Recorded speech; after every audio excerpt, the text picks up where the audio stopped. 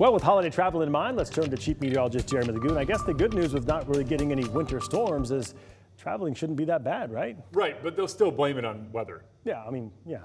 That's just how it works. One perk of your job. Yeah, I know, right? Everybody goes, yeah, no, it's not. It's not this time. And there's going to be a lot of travel woes this coming weekend, but just know weather is not going to be one of them. When it comes to the overall forecast, there are a couple of chances of moisture and a couple of chances of rain and a little bit of mountain snow in the forecast, but overall, it's mild through the weekend and in the peak time of holiday travel. Low down to our south is kind of throwing moisture at us. You can kind of see this thing rotating as it lifts off to the north. That is what's bringing us the chance for a little bit of rain and snow. But coming in from the south, it's going to do a number on our, I would say, snow levels. Does this make sense? So starts out, it's going to be around 3,000, 3,300 feet.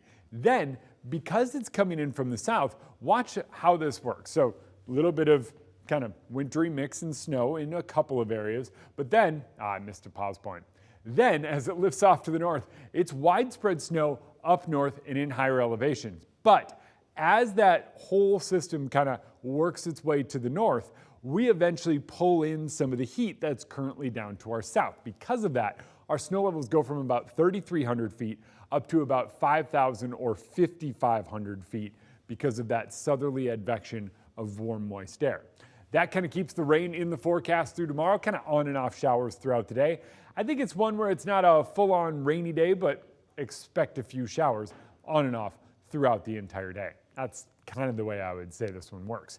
Eventually it works its way out, and what we wind up getting is a dry pattern that takes us through kind of the middle of the week. I would say the middle of the week, and then things start to shift because overall we do wind up getting a little more activity. Low lifts off to the north, dies down. Our next low dives to the south, but still kind of throwing these waves of energy at us. Then we focus on a low all the way up in the Gulf of Alaska. That thing throws a little bit of a frontal boundary at us that's kind of weak and separated, and eventually gets a little enhancement, but overall it doesn't look like much. And even when it moves in kind of that way, it tells me that, hey, that's still really far out. That's days away. The storm itself hasn't even formed. To say we're going to get something out of it is a little irresponsible, but I'm just looking for anything we can find right now because it's holiday travel time and everybody's wondering what's going on. So if you're heading to the Midwest, warm, exceptionally warm. Here in the Northwest, looks like temperatures stay a little bit above average, a little cooler down to the south.